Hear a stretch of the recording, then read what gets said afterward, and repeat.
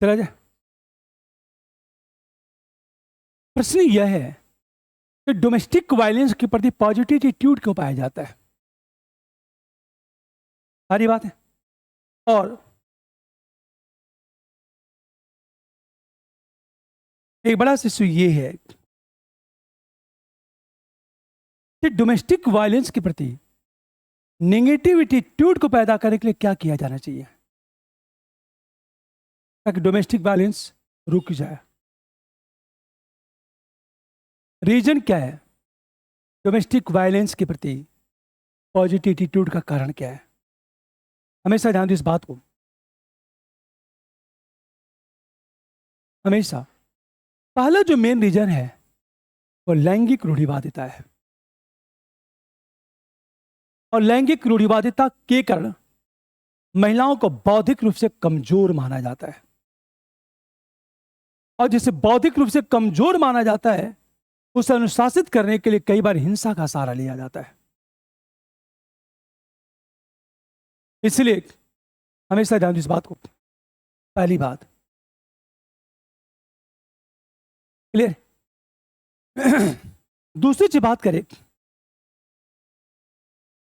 हमारे समाज की मान्यता है कि अशिक्षित व्यक्ति सही निर्णय लेने में सक्षम नहीं होता है। और अशिक्षित व्यक्ति हमेशा भावनाओं से संचालित होता है, तर्क से संचालित नहीं होता।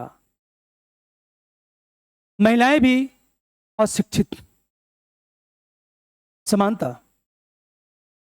तो अशिक्षित समुदाय को रेगुलेट करने के लिए और उसे नियमबद्ध बनाने तथा परंपरा के उन्मुख बनाने के लिए कई बार समाज में हिंसा की अनुमति ली जाती, हिंसा को स्वीकार किया जाता है। क्योंकि महिलाएं अशिक्षित, कुछ लोग अशिक्षित, तो समाज में यह परंपरा है कि जो अशिक्षित समुदाय है हो सकता है उसके कदम, उसके निर्णय मूल्य के विरुद्ध हो। उसे मूल्य उन्मुख बनाने के लिए भी कई बार हिंसा की वकालत की जाती है। पहली चीज। तीसरी चीज, दिक्कत क्या हमारे समाज में? ऐतिहासिक परंपराएं हैं जब महिलाओं को भोग की वस्तु माना गया है और पुरुषों को महत्व दिया गया है, और महिलाएं पुरुषों की एक संपत्ति प्रॉपर्टी मानी गई है। यह समाज है ये। इसलिए देखा होगा कन्यादान का प्रावधान है। कन्यादान, महादान। हमेशा धर्म भी दुर्भाग्य है कि महिलाओं को भोग की वस्तु बना देता है। इसे विडो को समाज में सम्मान नहीं मिलता। पर कोई जो विदुर है, मतलब ऐसा पुरुष जिसकी पत्नी मर चुकी हो, उसके सम्मान में कोई कमी नहीं आती है। ये पूरा, ये कहा जाए, धर्म का षड्यंत्र है। देखा ये जा, दिक्कत ये है कई बार होता क्या है, देखो, हिंसा होना, अहिंसा के प्रति पॉजिटिव सकारात्मक अभिवृत्ति का होना, दोनों अलग अलग चीजें हैं। क्लियर? हमेशा दिक्कत यह चीज है कि महिलाओं ने डोमेस्टिक वायलेंस को एक्सेप्ट कर लिया है और अपनी नियति मान लिया है। उनके दिमाग में ये चीज बैठा दी गई है कि पति द्वारा की जाने वाली हिंसा का विरोध एक प्रकार से अनैतिक है और धर्म विरुद्ध है। पूरा कहा जाता है कि धर्म और सामाजिक समस्याओं का, सामाजिक परंपराओं का एक षड्यंत्र है।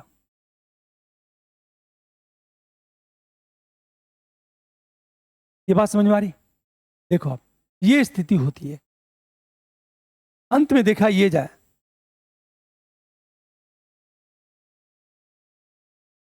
हमेशा एक चीज बिल्कुल लैंगिक रूढ़िवादिता एकदम डाल सकते हो आप। जो कानून है ना, कानून अप्रभावशाली है। और उसका क्रियान्वयन पक्ष भी बहुत कमजोर है। और जब क्रियान्वयन पक्ष कमजोर होगा तो स्वाभाविक है। क्लियर? ये बात हमेशा ध्यान दो इस बात को। प्रश्न यह है कि डोमेस्टिक वायलेंस के प्रति नेगेटिव एटीट्यूड को पैदा करने के लिए क्या किया जाना चाहिए। तो दो बातें होनी चाहिए। पहली महत्वपूर्ण चीज है कि डोमेस्टिक वायलेंस को रोकने के लिए निर्मित कानून के क्रियान्वयन पक्ष को मजबूत कर दो आप, और प्रशासन को महिलाओं के प्रति संवेदनशील और जवाबदेह बना दो आप। जब कई लोगों को दंड मिलेगा तो हो सकता है वो लोग न तैयार हो।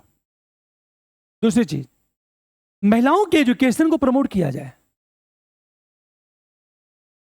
महिलाओं की साक्षरता को प्रमोट किया जाए, पहली बात। और जितनी भी गलत परंपराएं हैं उस पर कानूनी और तार्किक बहस होनी चाहिए। तीसरी चीज, यह कहा जाए हमेशा चूंकि महिलाएं आजीविका के लिए पुरुषों पर निर्भर होती हैं, तो जहां आर्थिक निर्भरता होती है वहां उसके विरुद्ध हिंसा होती ही होती है। यदि मजदूर वर्ग किसी पर निर्भर है तो भी हिंसा का शिकार है, महिलाएं निर्भर है तो भी हिंसा का शिकार है, बच्चे निर्भर हैं तो भी हिंसा का शिकार है। आप देखा होगा जैसे एक चीज, जितनी भी बाल संरक्षण संस्थाएं हैं वहां लगातार न्यूज कि बच्चों का शोषण होता है और हिंसा होती ही होती है। ये बातें समझ में आ गई? ये स्थिति है। अब हमेशा ध्यान दो इस बात को। तो निर्भरता, जहां निर्भरता होगी वह हिंसा होगी। तो हिंसा को खत्म करना है तो निर्भरता को खत्म कर दो और स्वावलंबी बना दो, सेल्फ डिपेंड बना दो आप।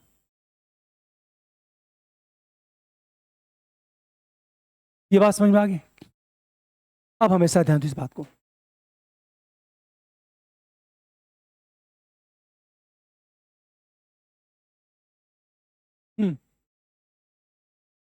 महिलाओं के लिए, हाँ, ये मैंने क्या कहा आपसे, उनको सेल्फ डिपेंड बनाओ, और सेल्फ डिपेंड बनाने के लिए चाहे रिजर्वेशन का सहारा लो, चाहे प्रत्येक क्षेत्र में उनकी भागीदारी को प्रमोट करो। जैसे सदन में आरक्षण, जब सदन में महिलाओं की भागीदारी बढ़ेगी तो नीति के केंद्र में महिलाएं आ जाएंगी और प्रशासन महिला कल्याण के प्रति संवेदनशील हो जाएगा। और जब संवेदनशील होगा तो महिलाओं का क्या होगा बताओ? कल्याण होगा, नहीं होगा? ये बातें समझ में आ गई? ये चीज देखो आप। चलें? अच्छा, एक चीज, सरकार लगातार जो मैं प्रयासरत है डोमेस्टिक वायलेंस क्या हो जाए, कम हो जाए। डोमेस्टिक वायलेंस की हम बात करें, अब ध्यान से, ये छोटा सा एग्जांपल लेता हूं मैं। सुप्रीम कोर्ट का जो डिसीजन आया तलाकशुदा मुस्लिम महिलाओं के पक्ष में, वह एक तरह से क्या करेगा? महिलाओं के प्रति होने वाली हिंसा को रोकेगा वह। तो सुप्रीम कोर्ट का निर्णय किस तरह, अरे बात है, किस तरह महिलाओं के प्रति हिंसा के प्रति नकारात्मक एटीट्यूड को निर्मित करेगा, यह कोर्ट का डिसीजन ही है। बातें समझ में आ गई? तो कोर्ट किस तरह महिलाओं के प्रति होने वाली हिंसा के प्रति नेगेटिव एटीट्यूड को क्रिएट कर रहा है, इस तरह। फॉर एग्जाम्पल, कोर्ट का डिसीजन क्या है, पूरी बात ध्यान से सुनना। सुप्रीम कोर्ट ने मान लिया विवाह पूर्व यौन क्रिया में शामिल होना महिलाओं का राइट्स है और यह गैर कानूनी नहीं है, पहली चीज।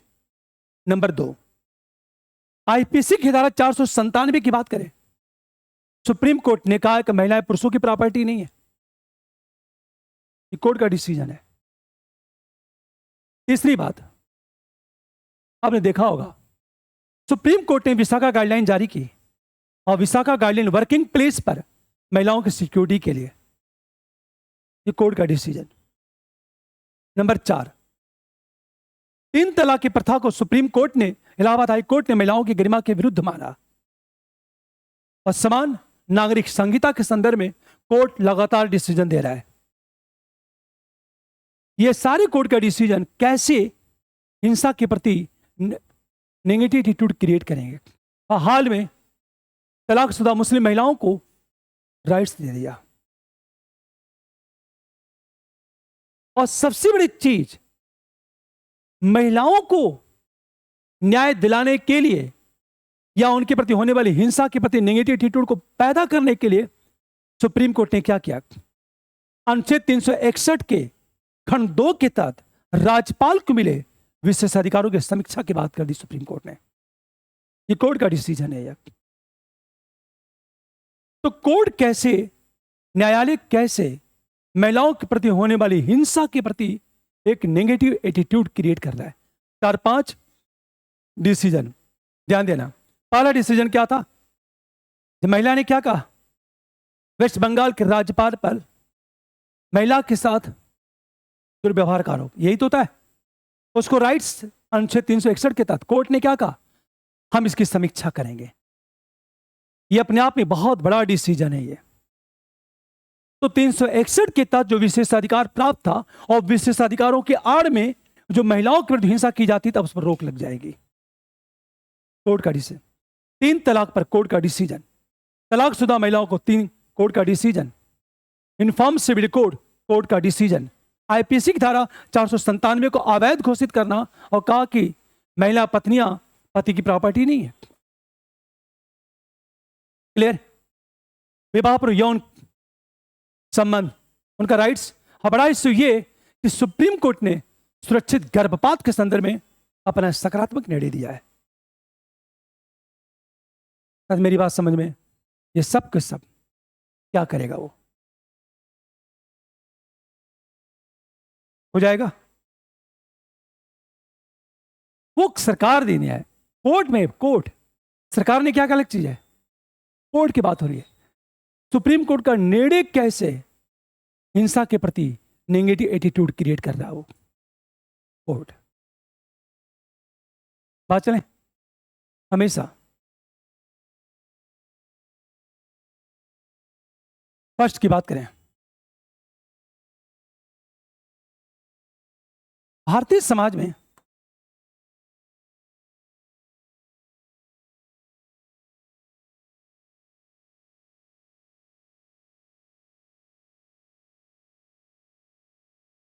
महिलाओं के विरुद्ध हिंसा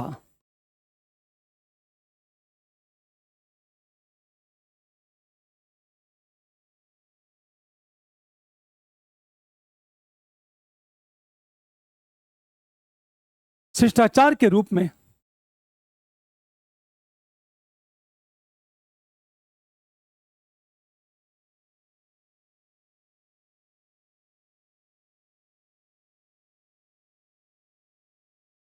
जो विधि के शासन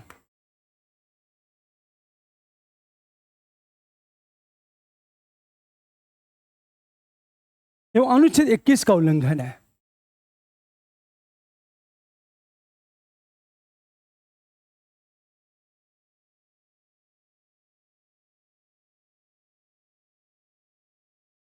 अनुच्छेद 21 का उल्लंघन है यह।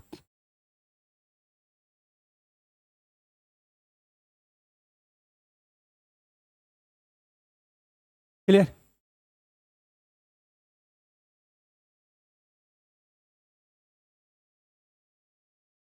हम अगले पैरे में आएंगे। अच्छा, ये जितना भी मुद्दा चल रहा है ना, सोशल इशू, प्रश्न वही से पूछेगा आपसे, बातें घुमा फिरा कर जो भी प्रश्न पूछेगा उसी के आसपास पूछेगा वो। ज्यादा हम देखा सोशल इशू ज्यादा उठा रहे हैं हम लोग, एथिक्स के टॉपिक को, एटीट्यूड में। नंबर 2 की बात करें हम लोग, सेकेंड पैरा। वस्तुतः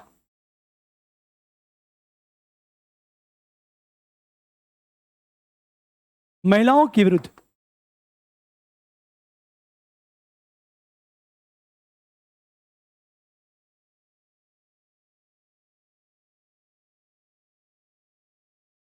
होने वाली हिंसा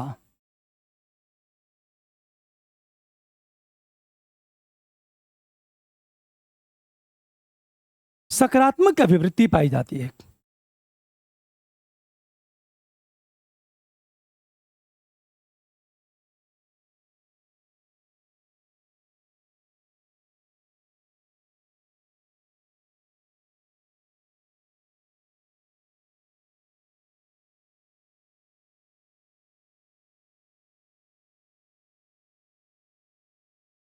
सकारात्मक अभिवृत्ति के निम्न कारण हैं।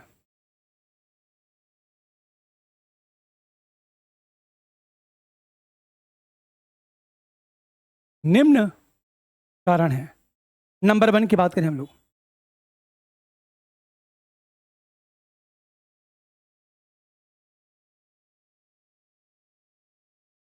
पितृसत्तात्मक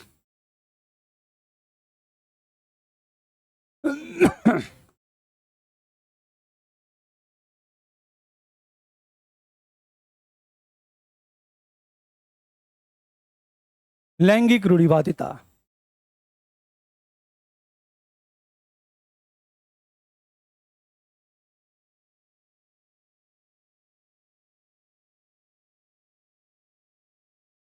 तथा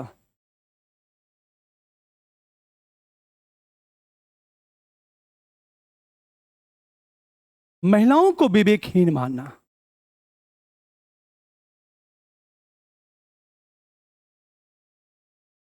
इसका कारण यह है,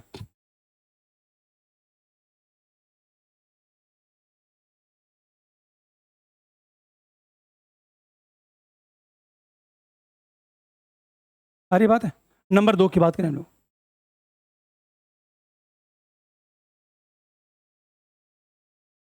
अशिक्षित समाज को, समुदाय को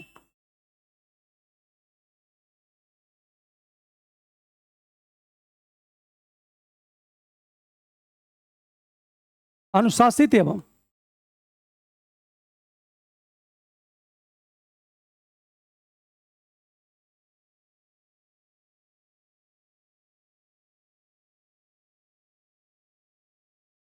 हिंसा को उचित मानना।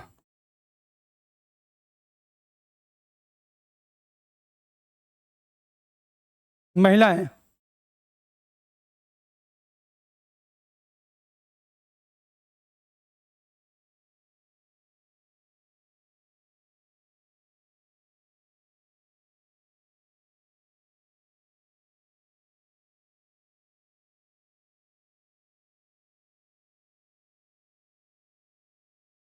होने के कारण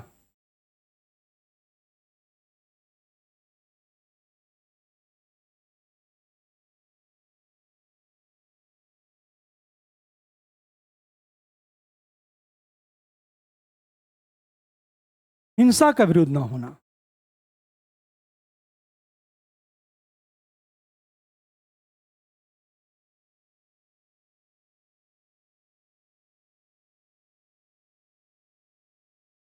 क्लियर। तीसरी चीज बात करें हम लोग,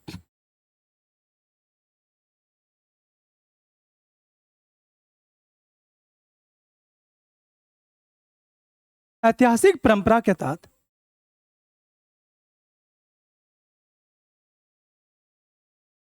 ऐतिहासिक परंपरा के तहत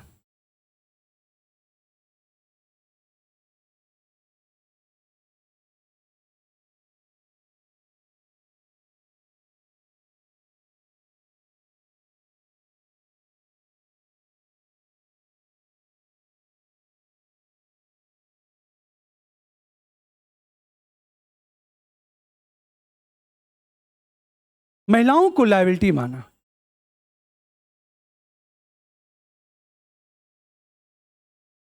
वह एक लायबिलिटी है। नंबर 4 की बात करें, हाँ, वो पहले वो क्या थे, पुरुष लाभदायक है इस रूप में, और महिलाएं क्या है, लायबिलिटी है, और महिलाओं को पुरुषों की प्रॉपर्टी मानी जाती है। इसका ऐसे लिख लो, तथा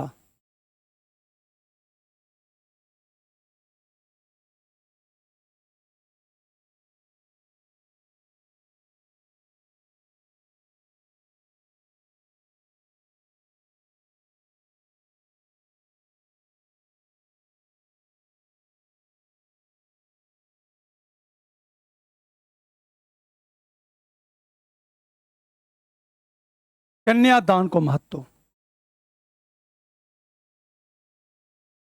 क्लियर। नंबर 4 की बात करें हम लोग।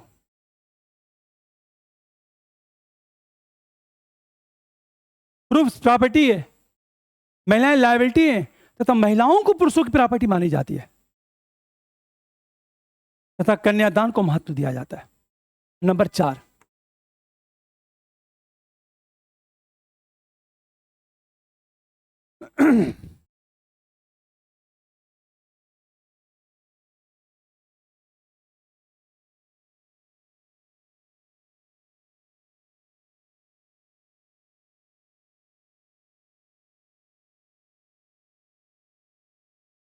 होने वाली हिंसा।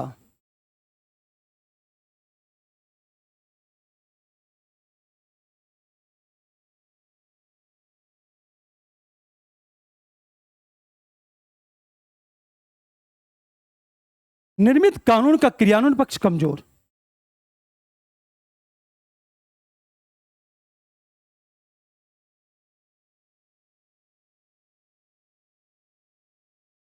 तथा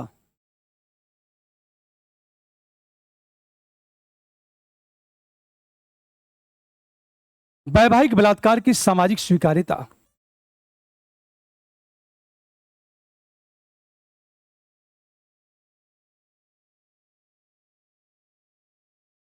मैरिज रेप को समाज एक्सेप्ट कर चुका है, उसे दंडनीय अपराध घोषित नहीं किया गया है।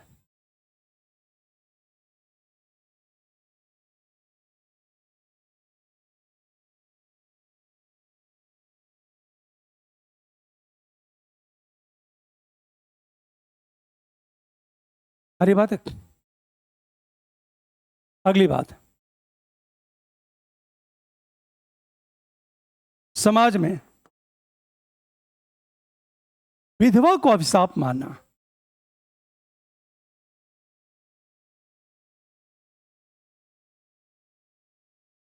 तथा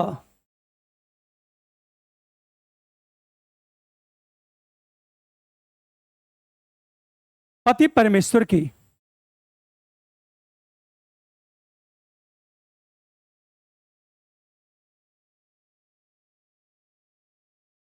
जो अवधारणा है प्रचलित है, ये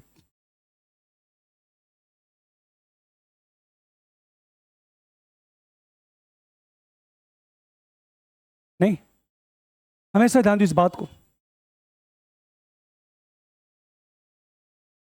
एक चीज आपने देखा होगा, धर्म में भी महिलाओं को भोग की वस्तु ही माना गया है। और सबसे बड़ी चीज,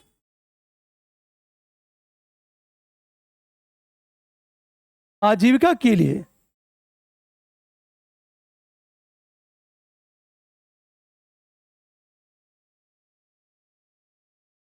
महिलाओं का पुरुषों पर निर्भरता।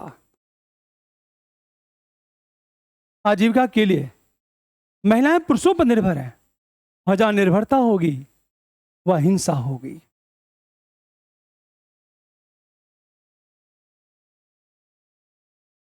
क्लियर। ये करने के बाद अंत में आएंगे हम लोग। चले। हाँ, डिवोर्स। हाँ हाँ हाँ, ये कह सकते बिल्कुल एकदम। महिला तलाकशुदा हो चाहे विडो हो, दोनों को महत्व नहीं मिलता, वो भोग की वस्तु मानी जाती है हमारे समाज में। नहीं, एक चीज देखो आप, ये करने के बाद हम आएंगे अगले पैरे में। इसलिए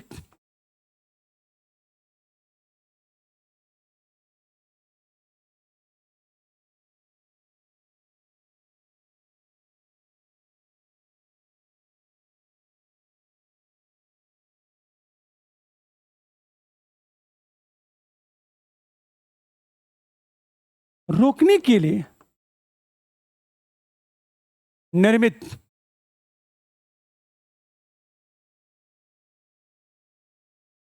कानून का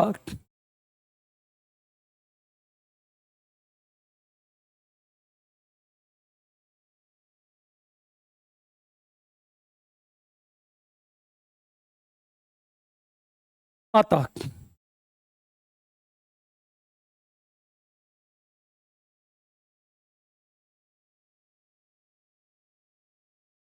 घरेलू हिंसा पर रोक लगाने के लिए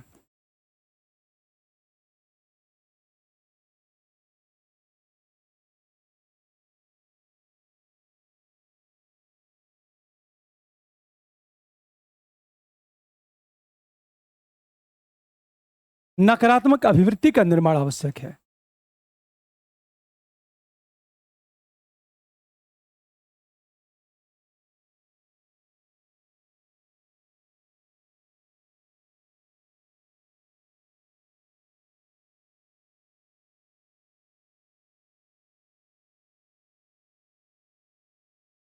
इसके लिए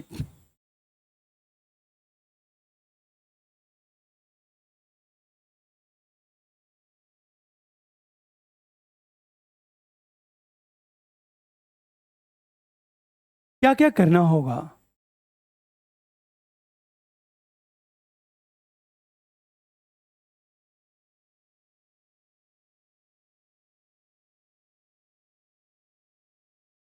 नंबर 1,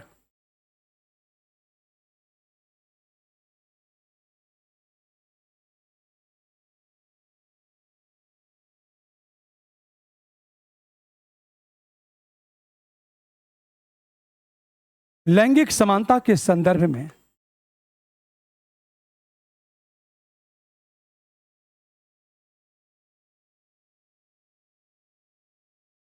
सुप्रीम कोर्ट द्वारा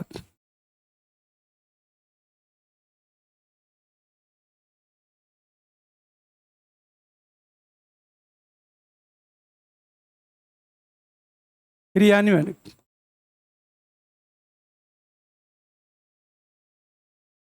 तथा प्रशासनिक जवाबदेहिता का निर्धारण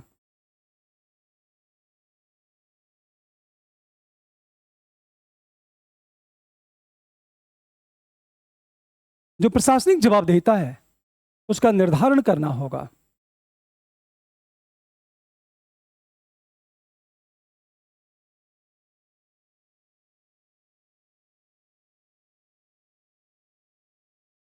क्लियर हो जाएगा? अब एक चीज देखो, नंबर 1। नंबर 2 की बात करें,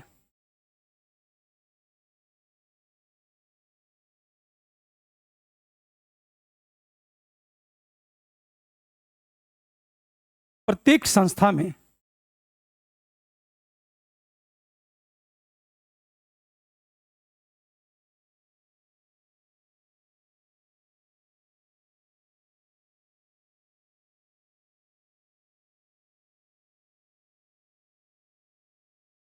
सशक्तिकरण के साथ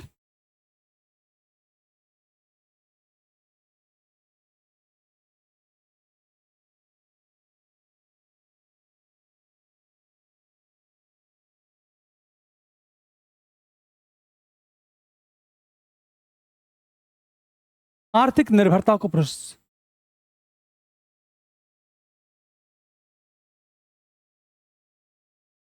एक मिनट,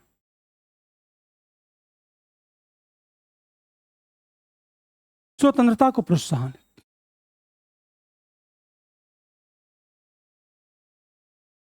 नंबर 2 की बात करें,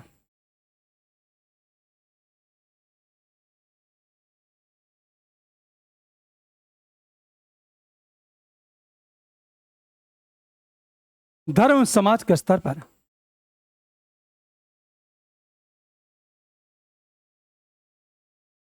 घरेलू हिंसा को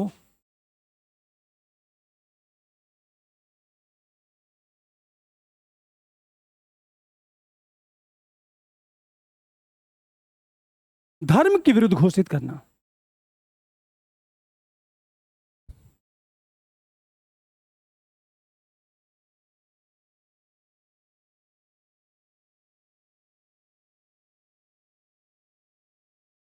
लैंगिक समानता के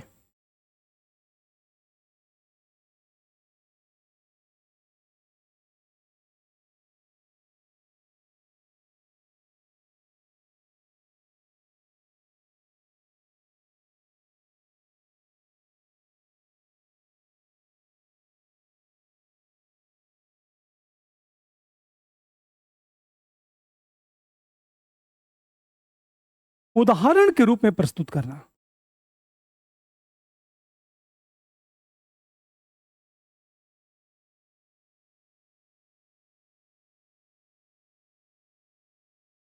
देखा ये जाए।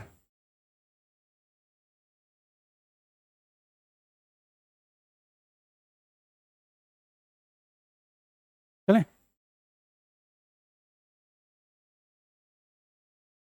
हो गया।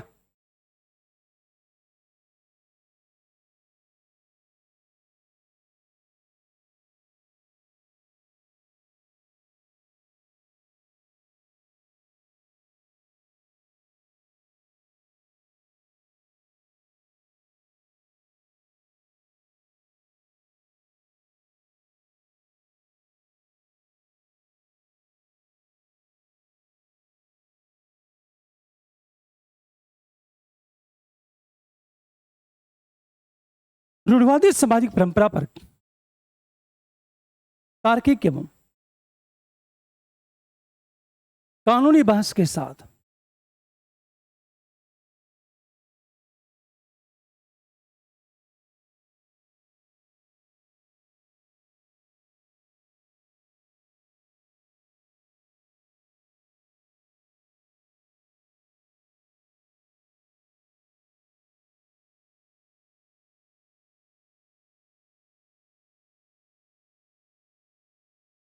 महिला साक्षरता पर बल दो आप।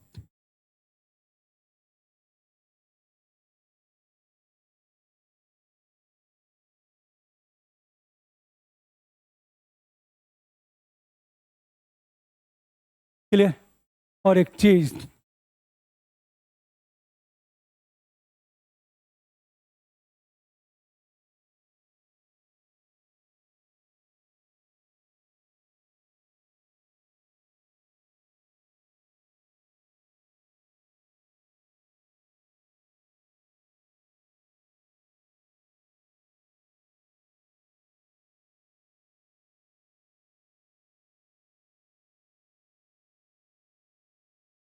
बस इतनी बातें करने के बाद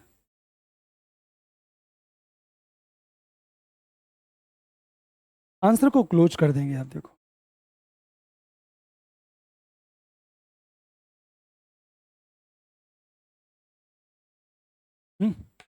अंत में किसकी बात करेंगे हम लोग?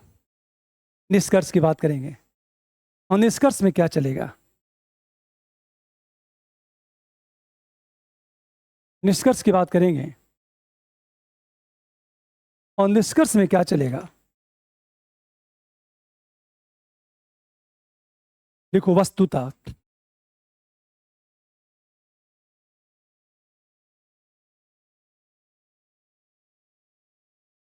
ये कहा जाए,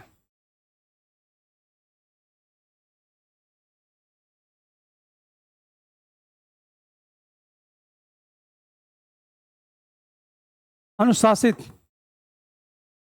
नैतिक,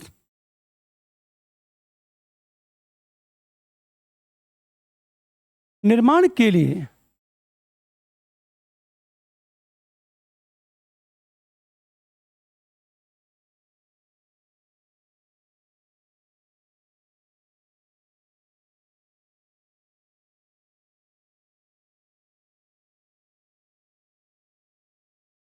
घरेलू हिंसा के विरुद्ध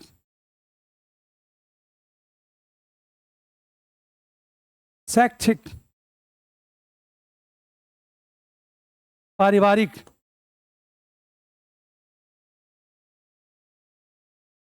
राजकोषीय, मौद्रिक एवं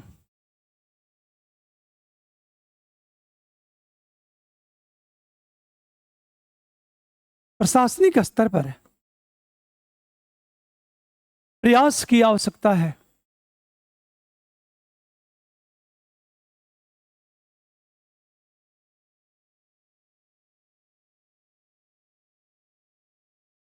हर स्तर पर भी क्या है? प्रयास की आवश्यकता है। ये चीज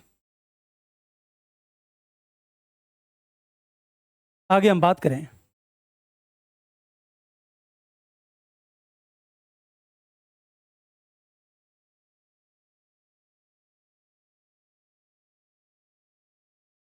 हम्म